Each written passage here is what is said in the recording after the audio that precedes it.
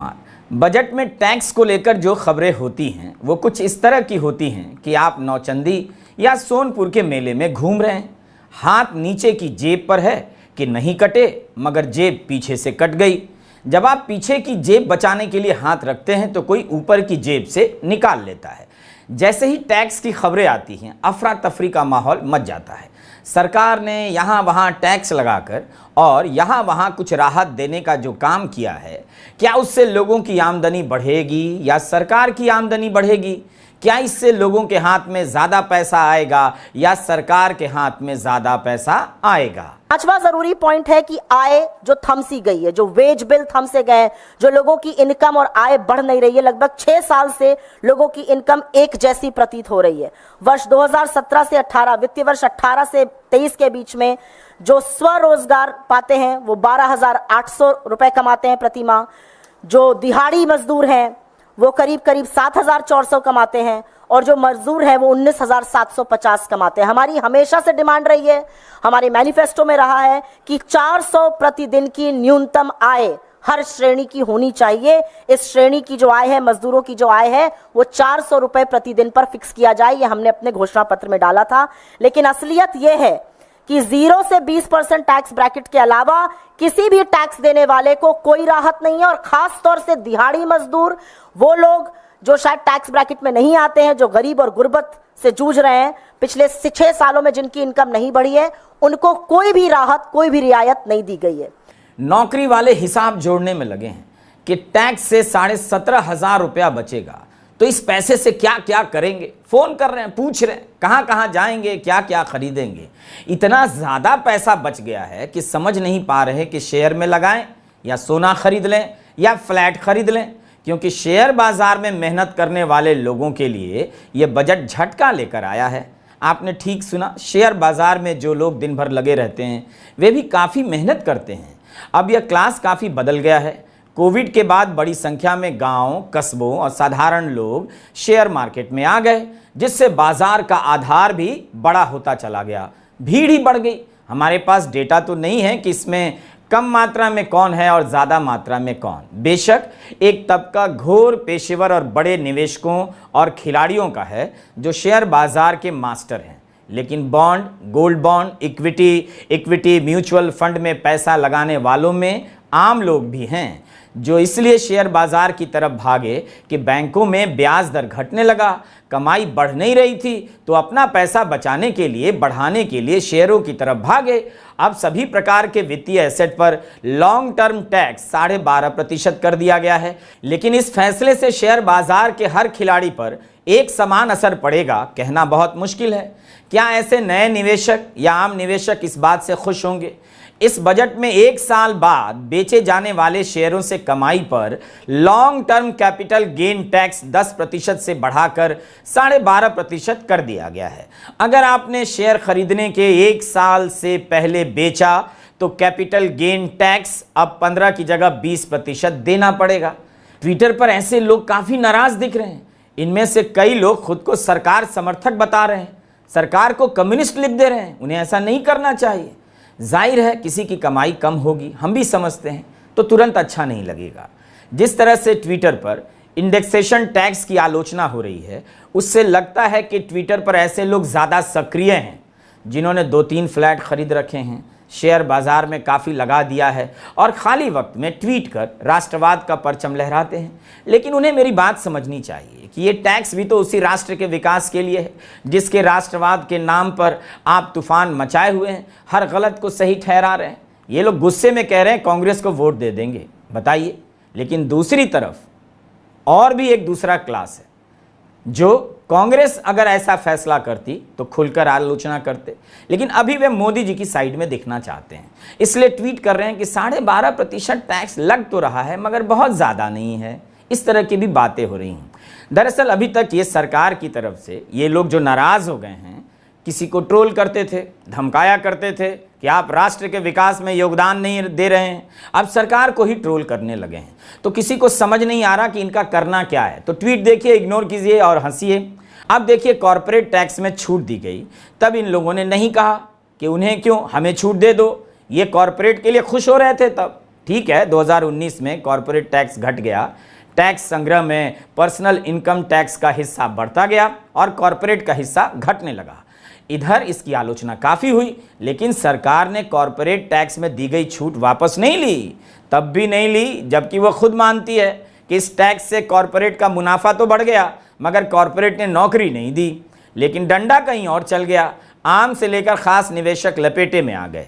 पहले आदत लगाई जाती है कि यहाँ निवेश कीजिए, यहाँ टैक्स नहीं लगेगा, वहाँ इंटरेस्ट नहीं है, यहाँ ज़्यादा कमाएंगे, बैंक में पैसा क्यों रखते हैं, इंटरेस्ट मिलता नहीं, आपको शेयर बाज़ार में पैसा लगाना चाहिए, वहीं कमाई है और टैक्स भी नहीं। सब दौड़े भागे गए उधर, सूरज देखना बंद कर दिए, लगे देखने सेंसेक्स। अब देखिए बजट के बाद जोड़ते रहिए टैक्स, शुरू में ही टैक्स लगा होता तो आप नहीं जाते इस तरह भीड़ बनकर। इसे एक बात समझिए, आप हमेशा भीड़ की तरह हाँके जाते हैं, हाँके जाते रहेंगे। अगर रैलियों में हाँके जाने से बच गए तो शेयर बाजार की तरफ हाँक दिए जाएंगे और वहां पर घेर लिए जाएंगे, तब आप पर टैक्स लगा दिया जाएगा।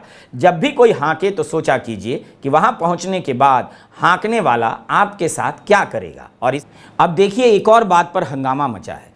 जो मकान आप खरीदते हैं उसे कुछ साल बाद बेचते हैं तो उसकी ओरिजिनल कीमत से मुद्रास्फीति यानी महंगाई दरों का हिसाब लगाकर माइनस कर दिया जाता था, तब जाकर 20% टैक्स लगता था।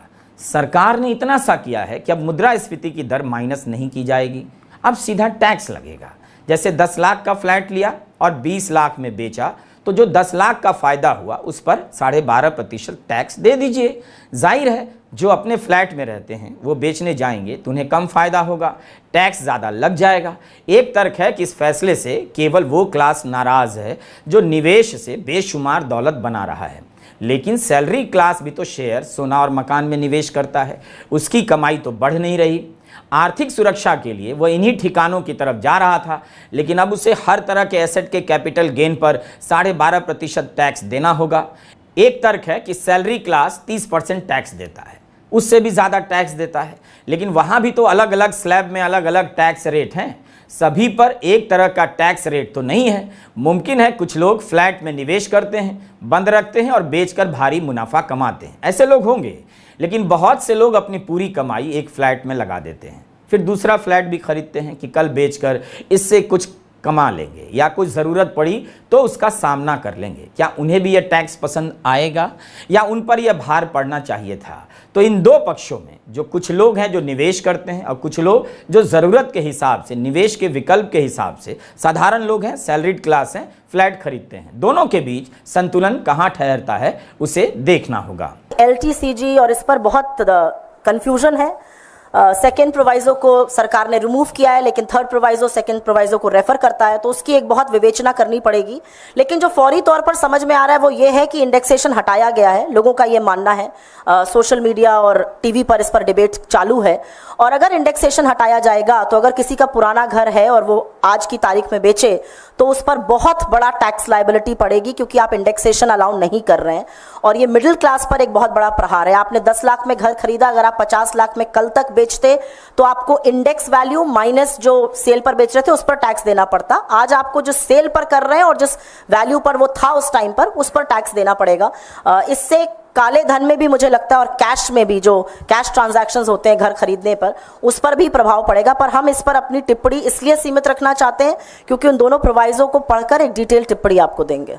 कांग्रेस अभी तुरंत नहीं कहना चाहती, ठीक भी है कि तमाम प्रावधानों को देखने समझने के बाद ही कहा जाए। यही हाल सोना खरीदने वालों पर है। जो लोग सोना खरीद रहे हैं अगर 2 साल बाद बेचते हैं तो उस पर 12.5% का टैक्स लगेगा। अगर आप 2 साल से पहले बेचेंगे तो मामूली टैक्स।